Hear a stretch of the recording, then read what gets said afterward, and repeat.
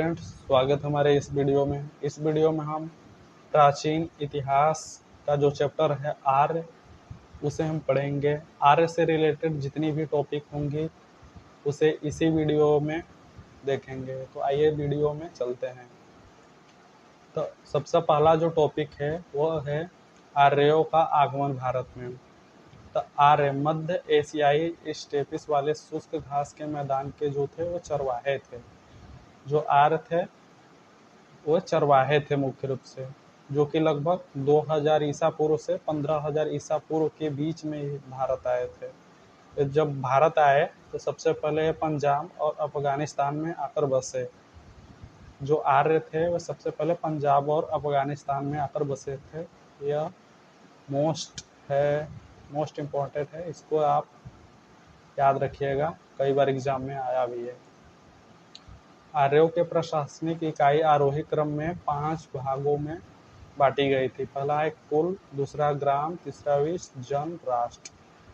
कुल का अर्थ है परिवार या वंश, और ग्राम का अर्थ है गांव, विष का अर्थ है समुदाय या समाज, तो जन का अर्थ है लोग, और राष्ट्र का अर्थ है एक क्षेत्र। ग्राम के मुखिया को ग्रामीणी तथा विष का प्रधान, जो समुदाय या समाज का प्रधान होता था उसे विषापति कहा जाता था। और ये जो जन के शासक होते थे उन्हें राजन कहा जाता था। आर्य संपूर्ण भारत भूमि, जिसमें ईरान से लेके कंबोडिया, इंडोनेशिया तक के भूभाग में रहने वाले समस्त लोग ही आर्य हैं।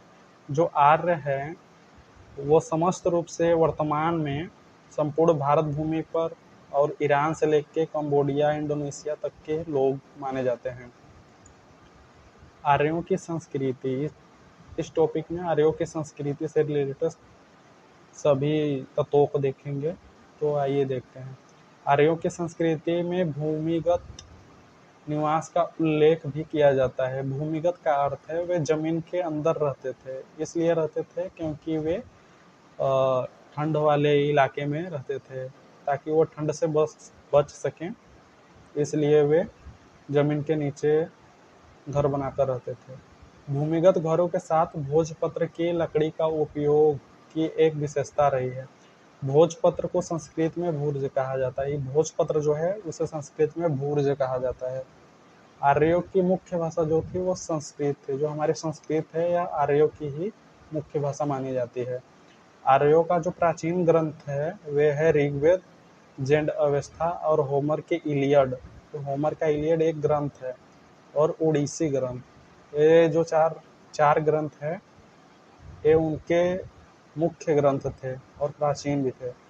आर्य लोग सोम के पौधे की उपासना करते थे, जिसे आवेस्तन भाषा में आहोम के नाम से जाना जाता है। ऋग्वेद की 10वीं पुस्तक में 2 श्लोक घोड़े की बलि के लिए समर्पित है।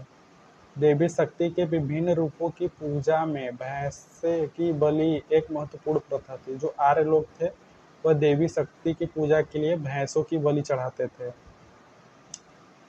आर्य लोग पहिए का इस्तेमाल करते थे और धनुष और तीर से लड़ते थे। पुरुष प्रधान समाज में रहते थे, और जो आर्य लोग थे वो शरीर को दफनाने और जलाने का भी कार्य करते थे। जो आर्यों का समाज था उसमें जो कि पुरुष ही उस समाज का प्रधान होता था, और जो आर्य लोग थे उनका अंतिम संस्कार जो होता था वो मृतक शरीरों को दफनाते और जलाते थे। इस प्रकार से वो अपनी अंतिम क्रिया करते थे। आर्य लोग पशुओं की बलि भी चढ़ाते थे। संभवतः कबीलाई समूह कम प्रचलित थे। जो कबीलाई समूह में ये लोग रहते थे वह थोड़ी कम मात्रा में बलि चढ़ाते थे, लेकिन जो वैदिक लोग माने जाते थे, जो शहरों गांवों में रहते थे, वे अत्यधिक बलि चढ़ाते थे। आर्य लोगों का जीवन यापन के मुख्य स्रोत, जो आर्य लोगों का जीवन यापन था उसका मुख्य स्रोत कृषि और पशुपालन था। वो कृषि खेती बाड़ी भी करते थे और पशुओं को पालते भी थे। आर्य लोग समशीतोष्ण जलवायु में रहते थे। आर्यों की अन्य विशेषताएं, स्वास्तिक चिन्ह को आर्यवाद का संकेत माना जाता है। जो स्वास्तिक चिन्ह है ऐसा माना जाता है कि इसे आर्य ही प्रदर्शित किए हैं। यह माना जाता है कि वास्तविक प्रतीक का उद्भव 2000 ईसा पूर्व में यह हड़प्पा संस्कृति में आया। यह माना जाता है कि 2000 ईसा पूर्व के बाद से ही यह हड़प्पा की संस्कृति में आया। आर्य द्वारा निर्मित सभ्यता को वैदिक सभ्यता कहा जाता है। जो आर्य की सभ्यता थी वो वैदिक सभ्यता थी। यह एक ग्रामीणी सभ्यता थी। आर्य लोग मुख्य रूप से घोड़े का पालन और प्रसार करते थे। प्रसार का अर्थ है वे दूर दूर तक बेचते थे, उनका आयात निर्यात करते थे। घोड़े की प्रशंसा में ऋग्वेद में पूरे 2 श्लोक समर्पित हैं। लगभग सभी देवता इससे जुड़े हैं। पश्चिम एशिया में घोड़े के इस्तेमाल का सबसे प्रारंभिक सबूत 19वीं सदी ईसा पूर्व में अनातोलिया में मिला। जो ये अनातोलिया है, यह तुर्की का एक क्षेत्र है जो कि 17% हिस्से को कवर करता है। ऋग्वेद में घोड़े को अश्व के नाम से जाना जाता है। जो ऋग्वेद है उसमें घोड़े का एक नाम है अश्व, इसे अश्व नाम से जाना जाता है। और जो ऋग्वेद है उसमें गाय को गौ और बैल को वृषभ कहा जाता है। ऋग्वेद में 215 बार अश्व शब्द आया है, अर्थात घोड़े का नाम जो है 215 बार लिया गया है, जो कि सबसे ज्यादा इसी का नाम लिया गया है अश्व शब्द का। 176 बार गौ जो कि गाय है, गौ का नाम लिया गया है 176 बार। और 170 बार वृषभ यानी बैल का नाम लिया गया है। इंडो आर्यन और इंडो ईरानी दोनों आग की उपासना करते थे। जो अग्नि होती है उसे आग को अग्नि भी कहते हैं। अग्नि देवता को भी ये लोग पूजा करते थे। ऋग्वेद में अग्निवेदी का उल्लेख है। रूसी गार्डन चाइल्ड की अवधारणा पुष्टि करती है कि अनातोलिया आर्यों का मूल घर था। जो कि ये अनातोलिया जो है यह तुर्की का एक क्षेत्र है जो कि 17% हिस्से का है। यह मैंने पहले भी आपको बताया। यहाँ इनका मूल निवास था, ऐसा माना जाता था प्राचीन समय में। आर्य लोग रथ और स्पोक वाले पहिए का इस्तेमाल करते थे। स्पोक वाला पहिया जो कि होता है आपका इस प्रकार होता है। एक मिनट।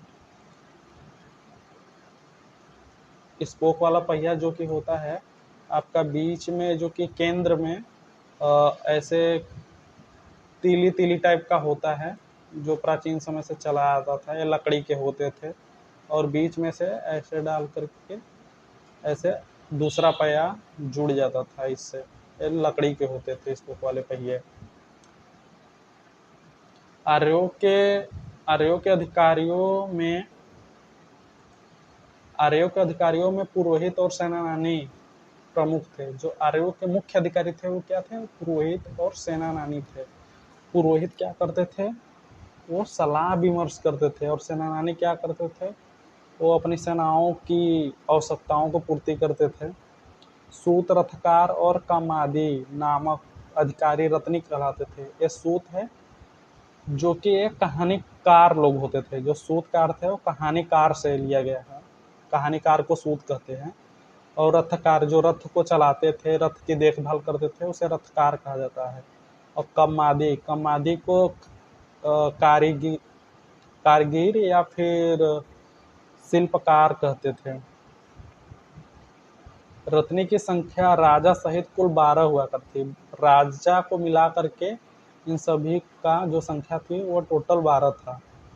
पुरुष दुर्गपति होते थे। दुर्गपति का अर्थ है किले का स्वामी। दुर्ग का अर्थ है किला और पति का अर्थ है स्वामी। जो पुरुष होते थे वो क्या होते थे? किले के स्वामी होते थे।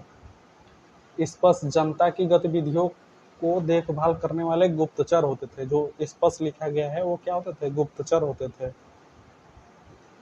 वाजपति का अर्थ है गोचर भूमि का अधिकारी होता था। जहाँ पे पशु चरते थे, अधिकतर गाय चरते थे, मतलब चरने जाते थे, वहाँ का जो भूमि था वो उसका कौन मालिक था? वो वाजपति था। उग्र का अर्थ है अपराधियों को पकड़ने वाला। जो अपराधियों को पकड़ने का कार्य करता था उसे उग्र कहा जाता था। भाग 2 जो राजस्व कर एकत्रित करने वाला अधिकारी होता था उसे भागदूत कहा जाता था।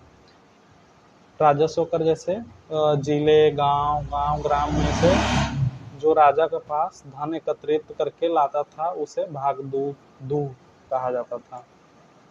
आर्यों का समाज पितृ प्रधान था। पितृ प्रधान का अर्थ है कि उसके जो उनका समाज था उनके उनके नाम के आगे उनके पिता का नाम लगा होता था। उनके नाम के पीछे आगे उनके पिता का नाम लगा होता था। परिवार के मुखिया को कुलम कहा जाता था। कुल का अर्थ है परिवार और इस मुखिया को कुलम कहा जाता था, याद रखिएगा। आर्यों का मुख्य पेय पदार्थ था वो सोम रस था। आर्य मुख्य रूप से 3 प्रकार के वस्त्रों का उपयोग करते थे। पहला है वास, दूसरा है अधिवास और तीसरा है उषडीस। वास, अधिवास और उषडीस, ये 3 प्रकार के जो वस्त्र हैं वे आर्य लोग मुख्य रूप से उपयोग करते थे। जो अपने अंदर पहनते थे कपड़े आर्य लोग, उसे निवि कहा जाता था। आर्यों के मनोरंजन के मुख्य साधन संगीत, घोड़दौड़ और रथ दौड़ एवं द्रुत क्रीड़ा था। आर्यों के सर्वाधिक प्रिय देवता जो थे वो इंद्र थे और जो सर्वाधिक प्रिय पशु था वो घोड़ा था। आर्यों द्वारा जो खोजी गई धातु थी वो लोहा थी। ये मोस्ट इम्पोर्टेंट, इसको मान के चलिएगा। ये जो है तीनों, उनके प्रिय देवता इंद्र और प्रिय पशु घोड़ा और उनके द्वारा जो खोजी गई धातु थी वे लोहा थी। ये अक्सर प्रश्न में पूछे जाते हैं। जिससे श्याम अयस्क कहा जाता था। जो लोहा है इसे क्या कहा जाता था? श्याम अयस्क कहा जाता था, श्याम अयस्क। और तांबे को लोहित अयस्क कहा जाता था। जो तांबा था, जो तांबा था उसे लोहित अयस्क कहा जाता है। 8000 ईसा पूर्व के तिथि के बाद मध्य एशिया से इंडो आर्यनों का पलायन हो गया। जो मध्य एशिया था वहां से इंडो आर्य, जो आर्य लोग थे वो पलायन करना शुरू कर दिए थे 8000 ईसा पूर्व। 40 लाख ईसा पूर्व में अनातोलिया, पश्चिम एशिया और दक्षिण रूस के मैदान में घोड़े और पहिए वाले रथ का साक्ष्य मिलता है। जो रथ वाले पहिए होते हैं वो 40 लाख ईसा पूर्व के माने जाते हैं, जो कि अनातोलिया में पाए गए थे। अनातोलिया और रूस के मैदान में पाए गए थे। 1850 ईसा पूर्व के बाद अनातोलिया में घोड़े के सबसे पुराने प्रमाण मिलते हैं। इसे आप याद रखिएगा, मोस्ट इम्पोर्टेंट मानकर। 1850 ईसा पूर्व के बाद जो अनातोलिया क्षेत्र है, जो तुर्की का क्षेत्र है, वहाँ सबसे पहले घोड़े के प्रमाण मिले थे, जो कि सबसे प्राचीन माना जाता है। धार्मिक विश्वास, जो आर्य लोग थे वे मुख्य रूप से वैदिक धर्म को मानते थे और वे क्या थे? एकस्वरवादी थे, जो कि एक ईश्वर को अत्यधिक मानते थे और वे वेदों को पवित्र मानते थे। और आर्य लोग का मुख्य जो संस्कृति है वो यज्ञ और अनुष्ठान को भी संदर्भित करता है। जो आर्य लोग थे वे यज्ञ और अनुष्ठान को बहुत महत्व देते थे। संगीत और नृत्य, जो आर्य लोग थे संगीत और नृत्य को भी महत्व देते थे। कला और वस्तुकला, कला का अर्थ है जैसे कि मूर्ति, पेंटिंग, ये सब कला में आती है। जो वस्तुकला है यह घर और किले के निर्माण को वस्तुकला कहते हैं। जो बड़ी बड़ी घर, बिल्डिंग ये सब बनता है उसे वस्तुकला कहा जाता है।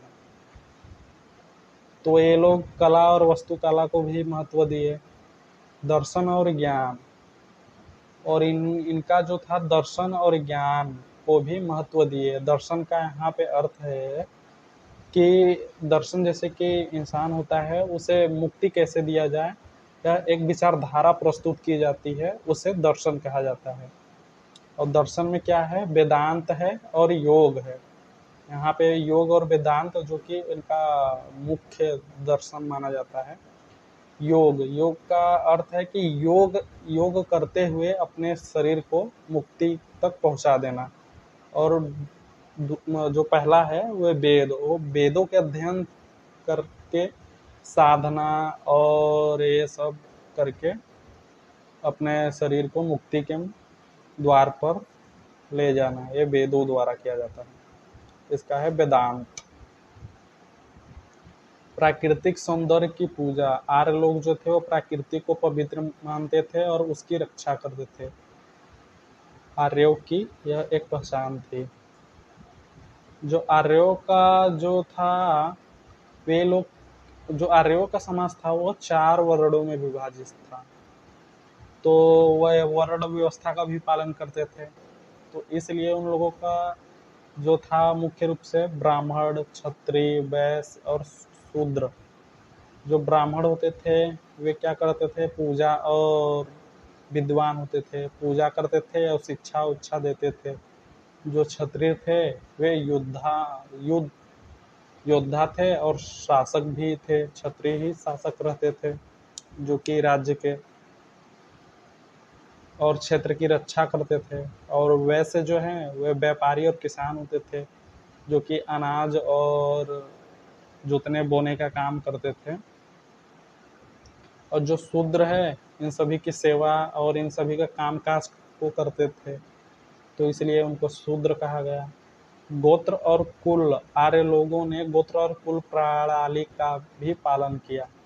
गोत्र कुल का अर्थ है, कुल का तो परिवार है, गोत्र का जो अर्थ है वो वंश है। गोत्र का क्या है अर्थ, वंश, और कुल का क्या अर्थ है, परिवार का पालन किया, जिसमें व्यक्ति के पहचान उसके पैतृक नाम और कुल के नाम से जुड़ी होती थी, उसके पिता के नाम से और उसके परिवार के नाम से जुड़ी होती थी, अर्थात उसके वंश के नाम से जुड़ी होती थी।